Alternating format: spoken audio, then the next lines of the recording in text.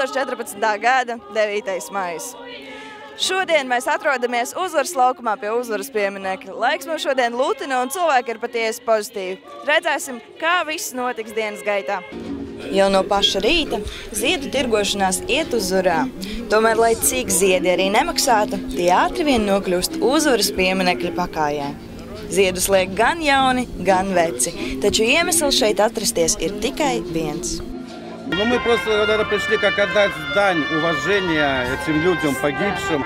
Даже пускай и латышам, вот у меня там и поляцкие горы, и полякам, и русским, всем, кто погиб, воевал. Вот дань как уважение. Paralēli ziedu nolikšanai pie pieminekļa norisinājās arī svētku koncerts, kas klātesošos priecēja gan ar skanīgām melodijām, gan ar dejām. Biedrība 9. maijs LV šogad, kā viņi paši sacīja, tehnisku iemeslu dēļ Georga lentītes nedalīja. Tomēr antifašistu līderis Josifs Korens ir uzdevuma augstumos. А у нас нет таких технических проблем. А вы из организации какой-то или просто? Латвийский антифашистский комитет. У нас ленточки есть и будут. Вот. И хорошо, что раздавали, прошлые годы раздавали, так что ленточки во всех есть.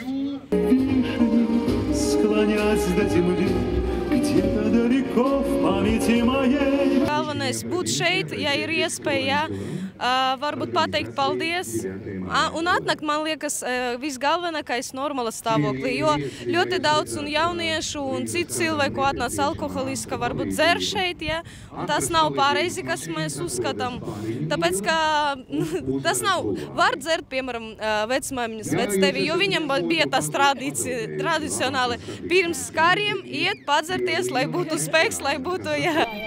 Alkohola reibumā pagaidām neviens nav ticis novērots, un kā atzīst mediķi, pagaidām lielākās sūdzības saistītas ar nenozīmīgiem nobrāzumiem.